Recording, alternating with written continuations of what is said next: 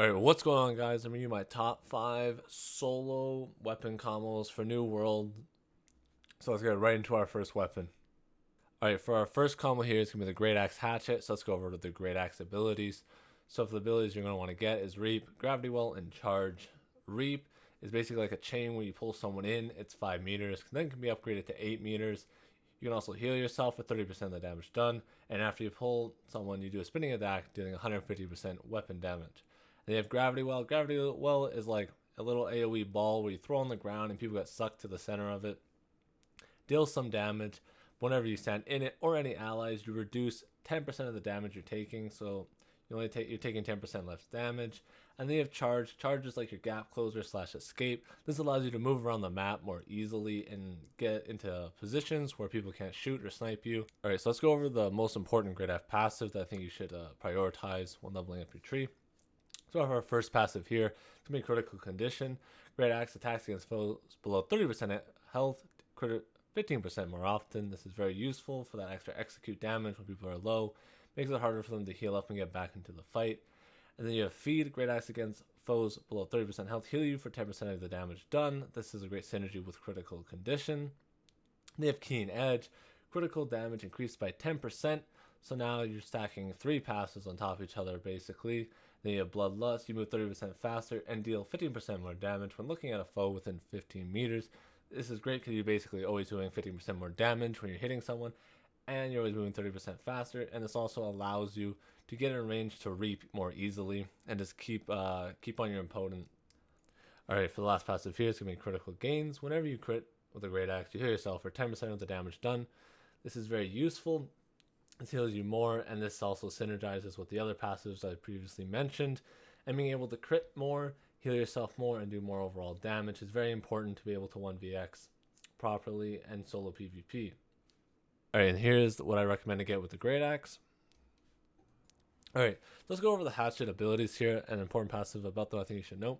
So Infected Throw, a throwing axe that deals 150% weapon damage and triggers disease, which weakens the targets for 5 seconds. Disease reduces the target's healing efficiency by 30% and reduces the target's damage by 10%. So not only are you reducing the amount of healing they can do, but now you're also reducing the damage by 10%, which gives you more survivability.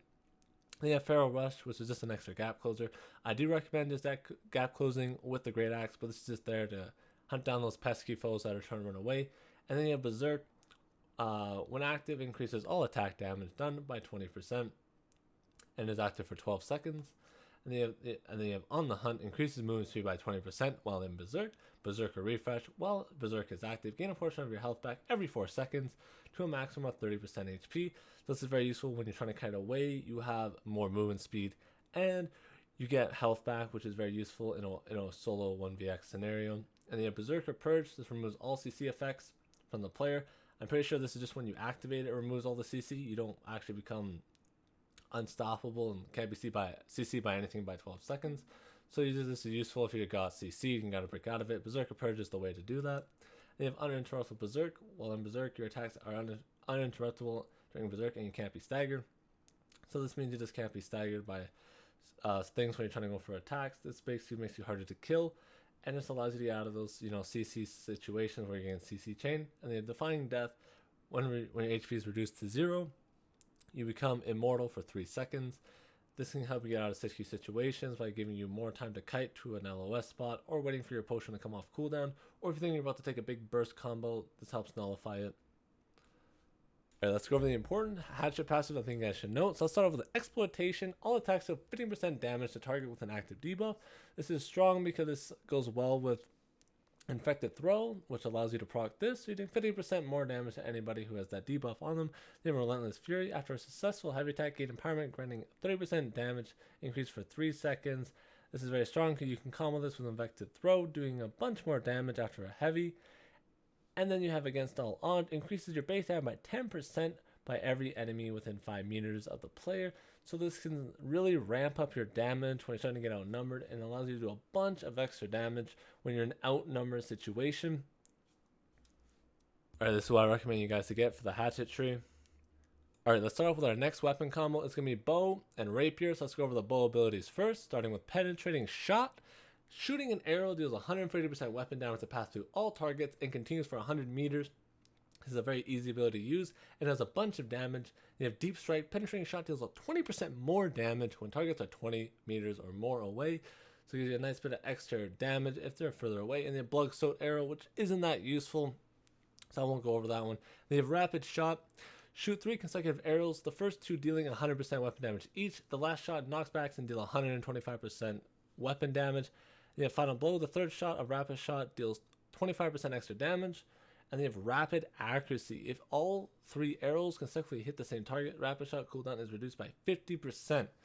So this is a very high skill cap ability, and it's very rewarding when you're able to land all 3 arrows. Since you're doing a bunch of damage, you're reducing the cooldown, and you're also knocking them back, creating more distance for yourself and making it harder for them to close the gap. This is a very strong ability if you can use it correctly, but it's also very useless if you miss the arrows. So it's a very high risk, high reward type of ability.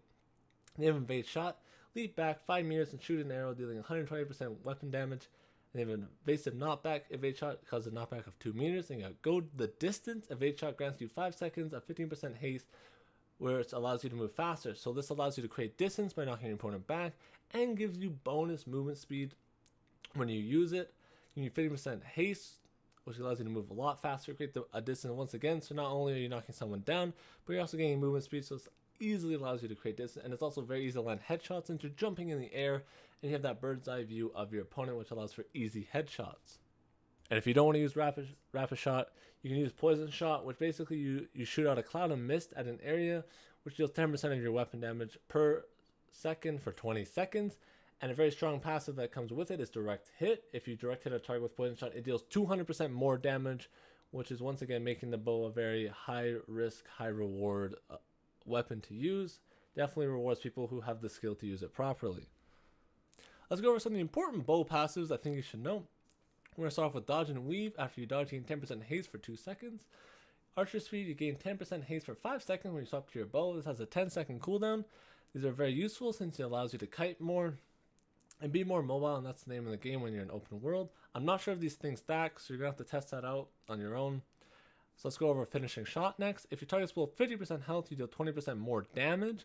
This is very strong because people are going to be low, 50% HP a lot, so the passive will be doing a lot of work since we have a lot of uptime. And then you have Bullseye. Bow shots crit chances increased by 10%. Nothing else to be said there. Alright, so let's go over the next set of passives here. Evasive Tactics. After you dodge, you deal 20% more damage for 5 seconds. This is insanely easy to proc. So you basically can always almost have 100% uptime on this passive. They have Aim True. Heavy attacks with arrows fly faster and deal 30% more damage. This is very strong. Very easy to also proc since you're just heavy attacking, you do 30% more damage. Concussion, when you land a headshot, you deal 20% more damage, so really rewarding. Once again, that high skill cap playstyle of the bow. You have long range, deal 20% more damage if the foe is at least 10 meters away. This synergizes well with Evade Shot since you're pushing them back, which allows you to get that distance, which then puts them 10 meters away, which then will proc this passive. So everything starts synergizing well with each other, and it's very easy to start really stacking your damage passives on the bow. And the bow really just rewards that high skill cap playstyle. So now I'm going to show you what I think you should run for the bow tree. This is what I recommend you guys running for the bow. Alright, let's go into the Rapier now. We're going to go over our first ability, which is going to be Flashe. Leaping forward, going 10 meters, stabbing motion, piercing through the enemy, dealing 145% damage. And then a great passive that comes with it is Interruption, where you press the light set during Flashe at any time, and you do an extra bit of damage, doing 115 damage to be exact. So this is a great combo because not only are you doing 145, you're doing another 115 on top of that, and it's a very instant, quick burst combo. And then after that, let's go over Riposte. Riposte, entering a defensive stance for 1 second. If struck during this ability, you can counter attack, stunning them briefly for 1.5 seconds. This is great because it gives you more time to get away, or allows you to charge a nice fat heavy attack in for a bunch of little extra burst damage. And it synergizes well with the passive momentum that I'll cover later. It's just such a strong ability. Now for the next ability here, it's going to be Evade. Evade is basically like a small little roll dodge. Got some iframes in there, but the big advantage of Evade comes with the passives with it. And we're going to start with Allegro here. It gets 20% movement speed for 3 seconds on use. Gives you some nice movement speed right there. Adagio, evading forward increases your damage by 15%. So on your next light attack, that's very strong. because you can, and then you got Crescendo. Individual successful light attacks reduce the cooldown of this ability by 30% for each light attack. So this allows you to really power farm the evade. You're very easily allowed to go in for those auto quick combos for some quick succession and do a bunch of burst damage while being invulnerable. It's a very strong ability when used properly. Alright, let's go over the key Rapier passives that I think you should look towards. We'll start with the Red Curtains. Critical strikes reduce all cooldowns by 5%. So what this does is whenever you hit a crit, you reduce your cooldowns by 5%. This works very well because it's very easy to get behind your opponent with the Rapier, so it's very easy to proc this passive. And they have Swiftness, 3% haste for 4 seconds on any hit, can stack up to 5 times. Very nice to have because this is very quick, allow you to get more mobility while attacking, so you can get quickly away after you're done attacking your opponent. They have On Guard here. It deals 10% more damage when your target has greater than 50% health. Nothing much to be said there, but you have more damage when the guy's up 50% HP. And then Momentum, this is the best passive in my opinion the Rapier gets. Gain 25% increased damage on your next light or heavy attack after performing an ability for 3 seconds. This gives you so much burst because the synergizes so well with evade.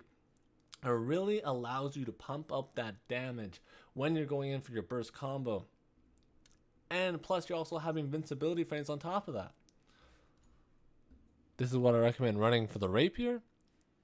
Alright, without further ado, let's get right into our next weapon combo. It's going to be the Fire Staff Ice Gauntlet here. And the Strength Card is going to have a good mobility with some good zoning here. With a bunch of damage. The only problem is it doesn't have a lot of good burst damage. So without further ado, let's go right into the Fire Staff abilities. Start with Fireball. Fire off a heavy fire attack that deals 140% weapon damage on impact. And it leaves a burning area that deals 10% damage each second. So what this does is this is a great ability to animation cancel with auto attacks and auto weaving. And then you have Pillar of Fire, a target spell that deals 134% weapon damage, costs 15 mana, and Pillar of Fire does 40% more damage to foes at full health. I don't think that this is the most useful ability. I rather just heavy attack, but you can get this if you want. For the Fire Staff, I do recommend getting Fireball and Burnout, and then getting all the passives. I'm not worrying too much about Pillar of Fire. So without further ado, let's get into Burnout. Burnout's going to be your movement speed. Your movement ability for this weapon is going to dash your enemies dealing 143% weapon damage on hit. And you deal 10% burn damage each second for 8 seconds. And then you heat it up. Burnout goes 50% further. This gives you the more range that you need on Burnout to make a really strong skill. It allows you to get around the battlefield very easily. And you have very good passive that come along with this is Let It Burn. Whenever you deal burn damage, you gain 10% fortify for 2 seconds, and then pass that synergize well off that is Kindle. Burning lasts 20% longer, and then Watch It Burn light attack cause the enemy to catch fire, doing 3% weapon damage each second for 6 seconds. So this basically just allows you to have a longer time of taking 10% reduced damage, which is just insane because you're dealing damage and taking less damage, which is just really good to have. Alright, let's get on to the next passives here. We're going to start off with Flare. Heavy attacks no longer consume mana. This is a really good passive since it reduces your problem with mana sustain by a lot. Once you get this, I never really had mana sustain problems at all with the Fire Staff. You have Prophet of the Fire God. While holding the Fire Staff, your critical damage increased by 20%.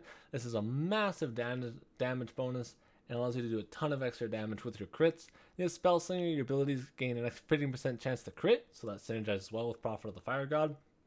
Since now you're not only getting a better chance to crit, you're also doing more crit damage. And they have combat speed. Whenever you activate a Fire Staff ability, gain 10% haste for 5 seconds and it has a 10-second cooldown. This gives you more mobility and allows you to kite and get into better location, which is very useful when you're trying to play solo. This is what I recommend getting for the Fire Staff. Alright, let's get right into our Ice Gauntlet here. We're going to start off with our abilities. And we're going to start with the Ice Storm here. A ranged attack that deals 17% weapon damage every 2.25 seconds, slows enemies within a 5-meter radius, and frosts the area. So this is just a good AoE zoning type of ability here. It allows you to basically create your own safe space, and it's also synergized well with the other passives that you get. They have Ice Shower here. This creates a frosted area approximately 1 meter by 5 meters, and if the enemies walk into the Ice Shower, they are basically strong with Frostbite. What Frostbite does is basically roots them for a whole second and they can't move.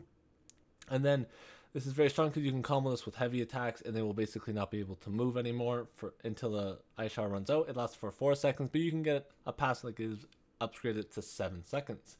And then you have Entombed. Entombed is where you encase yourself and you become invulnerable and you regenerate basically a whole bunch of mana. while you're sitting in there, and it's just it's very strong because you can't be. Most people won't try and get you out of it, and if they do, you can hit your mouse button and you can actually deal damage, and you deal more damage the longer you've been in there. This is very broken in duels, and it's very strong in open world. All right, let's get right into our passives. All right, for our first passive here, we're going to go Critical Frost. Increases crit chance if hitting an enemy with a frosted area or frostbite by 20%. So this synergizes well with our Ice Storm and our Ice Shower. That's what that comes off of. And they have Energized Critical, increases critical damage of ice spells by 15% when at full stamina. This is super strong because, you know, if you're not rolling, you're going to be basically doing 15% more damage all the time. Very strong passive to have. They have Heavy Freeze. Heavy Freeze will freeze a target if hit with an Ice Storm or Frostbite for 1 second. This is what I was talking about earlier. This is where if you heavy attack and someone's in your Ice Shower or your Ice Storm, they get frozen basically for a whole second in place, and it's very easy to CC combo them down and prevent them from doing anything, and it's very oppressive. And they have Ultimate Chill. Ice ability chills target, increasing ice damage by 35% for 3 seconds. This procs off when you're in like an Ice Shower or Ice Storm once again, so this is very easy to proc. And this once again just snowballs the effect because you're basically stuck still. And not only are you being rooted for 1 second, you're also taking 35% more damage. It just becomes very oppressive. And that is why this is such a strong weapon to 1vx with. This is what I recommend getting for passives in Ice Gauntlet.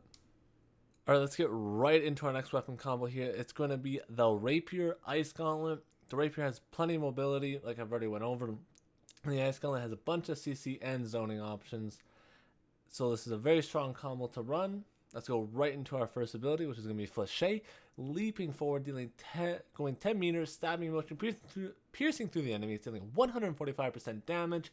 And then a great passive that comes with it is Interruption, where you press the light set during Flashe at any time, and you do an extra bit of damage, doing 115 damage to be exact. So this is a great combo because not only are you doing 145, you're doing another 115 on top of that, and it's a very instant, quick burst combo. And then after that, let's go over Riposte. Riposte, entering a defensive stance for 1 second. If struck during this ability, you can counter attack, stunning them briefly for 1.5 seconds. This is great because it gives you more time to get away, or allows you to charge a nice fat heavy attack in for a bunch of little extra burst damage. And it synergizes well with the passive momentum that I'll cover later. It's just such a strong ability. Now for our next ability here, it's going to be Evade. Evade is basically like a small little roll dodge.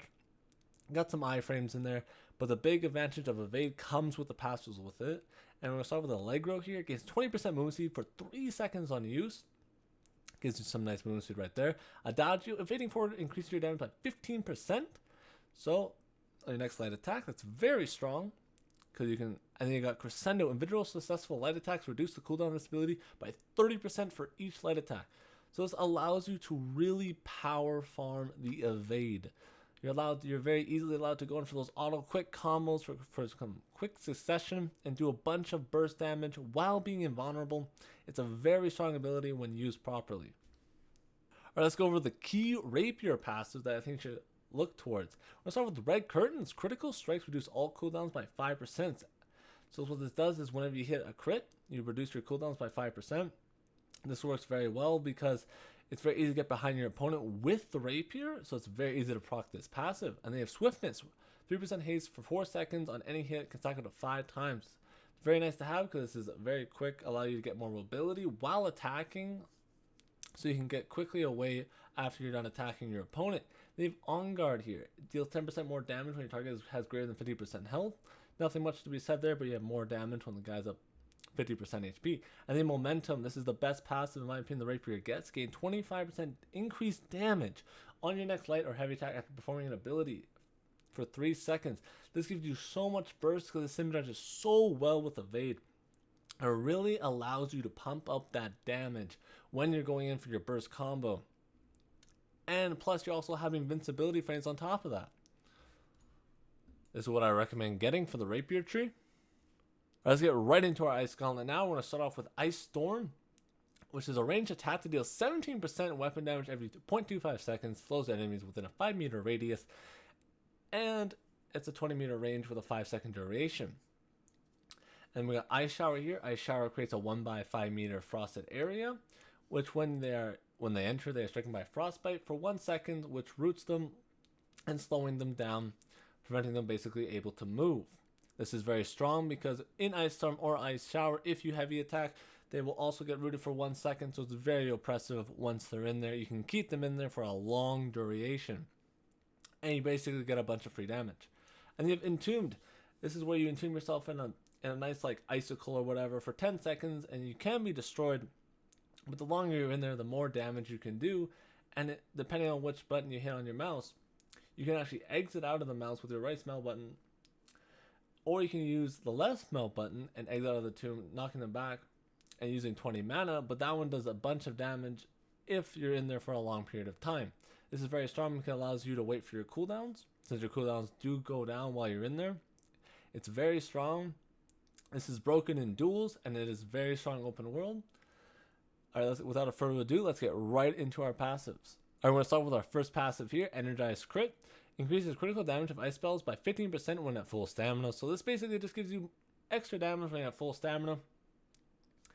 And it's just, since if you don't want to roll, you basically have full stamina all the time, and you just can zone them out, and you do an extra 15% more damage, which is very nice to have.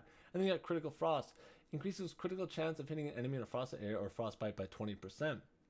Whenever they're in an Ice Storm or Ice Shower, this effect will apply. And you have Heavy Freeze. Heavy Freeze attacks will freeze the target and hit if they're hit in the storm or frostbite for 1 second. So what this basically does is if you're in Ice Storm or Ice Shower and you heavy attack and you hit them, they basically get rooted for a whole second. This is very oppressive since you can hold someone in place for basically until you run out of mana, or until your Ice Storm or Ice Shower basically dissipates. And this basically allows you to do a bunch of free damage to someone if they misstep just by a little bit, and it's a very punishing spell. And then for the last passive here, it's Ultimate Chill. And ice abilities chill targets, increasing ice damage by 35% for 3 seconds. This is very strong since when they're in your Ice Shower or Ice Storm, this is applying to them and you're heavy attacking them in place. So they're basically taking a free 35% X damage while not being able to move. It's just such a strong combo to have. Alright, this is what I recommend using for the Ice Gauntlet. Alright, I want to get an honorable mention in here. This is, I don't believe this is on the same tier as the other weapons that I've mentioned so far, or the final one.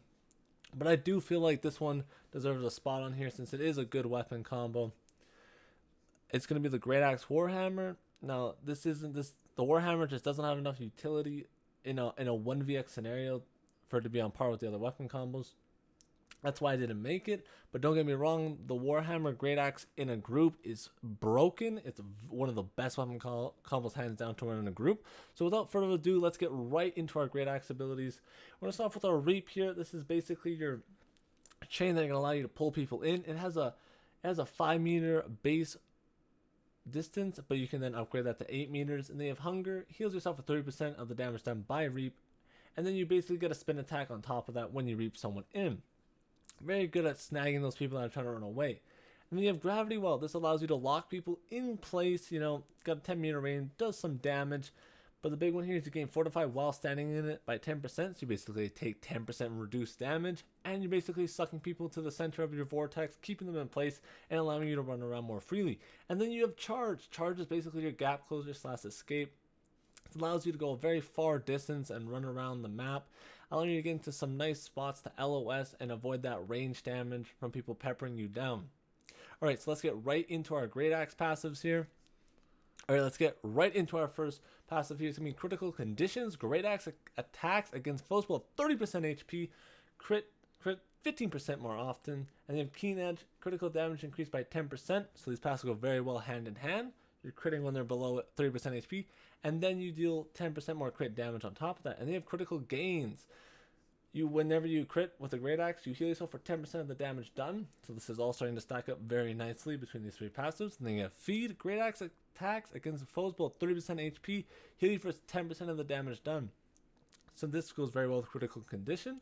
All these passives are very good at synergizing with each other. And then you have Bloodlust. This is the best passive, in my opinion, that the Greataxe gets. You move 30% faster and deal 15% more damage when you're looking at a foe within 15 meters.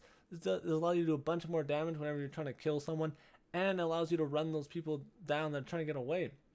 Lets you get in range of your Reap a lot easier to pull them in or throw your Vortex at them.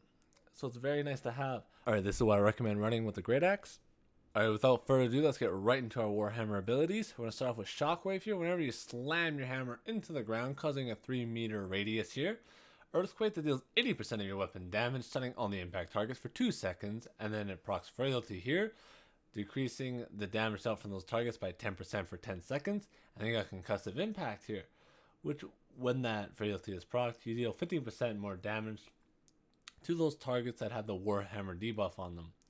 Shockwave can also be comboed with Clear Out, a wide swing ability that knocks the enemies back by 4 meters, dealing 150% weapon damage. And they have Armor Breaker, a powerful swing that penetrates 35 of the target's armor, dealing 140% weapon damage. They add Indomitable, which adds crits to the attack. And they have Lasting Trauma. Armor Breaker grants a target's rend, reducing the damage absorption by 15% for 10 seconds. That's stacked with Concussive Impact. Now you're doing an additional 30% to that target for 10 whole seconds, which is a lot of extra damage. Alright, let's get right into our Warhammer passives here. We're going to start off with our first passive, Power Through Pain. For 1 second after taking damage, you deal 35% extra damage. This is very strong since you're doing nothing to proc it, and you're basically getting an extra 35% damage just by getting attacked, and there's no cooldown to it. So it's like one of the best passives in the game for that reason. They have Hammer Time, game empowerment on heavy attacks, increasing attack damage by 20% for 4 whole seconds. This is really strong since this can easily be comboed with Power Through Pain. And then you have 55% extra damage with an ability of your choosing, shooting a bunch of burst damage just from getting hit into a heavy attack, into an ability. It's a very strong burst combo to have. Then you can combo that with Aftershock. Whenever a target is affected by crowd control, they are slowed by 20% for 4 seconds. This synergizes well with Clear Out and Shockwave since those are both CC status effects. And they have Outnumbered, increasing damage absorption by 10% if surrounded by 2 or more enemies within 5 meters. Since if you're ever getting hit by 2 more enemies, you're always going to be taking 10% less damage. Overall, that passive is really strong once again, just because you don't have to do anything to proc it, and it's always going to be up if 2 or more people are hitting you at the same time. Resulting in you just being overall tankier because you're taking 10% less damage. And then you Facilitated Expedition. After hitting a target with an active debuff, obtain haste, increasing movement speed by 15% for 3 seconds. Since you have Armor Breaker, that applies a 10-second debuff. This is very easy to proc since that will be up for 10 seconds. And then whenever you attack them, you gain the 15% haste, movement speed for 3 seconds. Plus the Warhammer passives are great just because they offer a lot of damage and mobility along with their weapon. This is what I recommend to get for the Warhammer. Alright, for further ado, let's get into our last weapon combo here. I do think this is the best combo to play solo or to 1vx. And this is also my favorite weapon combo out of all the ones I previously mentioned. Without further ado, it's going to be the Fire Staff Rapier. I think this combo is great because of the damage, the burst it has, and the insane amount of mobility, since both weapons here have good mobility skills. And I do think mobility is king when you're trying to play solo. So without further ado, let's get right into our first ability here. For our first ability here, it's going to be Fireball. Fire off a heavy fireball that deals 140% weapon damage on impact, leaving a 3-meter burning field that lasts 6 seconds. The burning field does 10% damage each second. This is very strong since you can animation cancel this with heavy and light attacks relatively easily, allowing for extra damage. The next ability you can get is Pillar of Fire, a target spell that deals 130% weapon damage, and it comes with the passive First Strike. Pillar of Fire deals 40% more damage to foes at full health. I personally don't like this ability. I recommend getting Fireball and Burnout, and then going towards your Fire Staff passives and getting Pillar of Fire at the end of the tree later on. Well, further ado, let's get into Burnout. Burnout, you dash through targets dealing 130% weapon damage on hit, and anyone that you pass through, they catch fire, burning them for 10% of the weapon damage each second for 8 seconds, and it comes with the passive Heated Up. Burnout goes 50% further. This is very strong since this is your movement speed ability, or movement ability, and you're allowed to zip around the map more easily, creating more distance between you and an opponent and allowing for some more outplay. And a good path to come along with it is Let It Burn. Whenever you deal burn damage, you gain 10% fortified for 2 seconds, reducing the damage taken. So you just take 10% less damage whichever you have fire status effect on them. And this synergizes with Kindle, burning lasts 20% longer. And then Watch It Burn, light attack causes enemies to catch fire, dealing 3% weapon damage each second for 6 seconds. So you have Burnout and you have your light attacks, allowing you to proc Let It Burn, which results in you taking 10% less damage.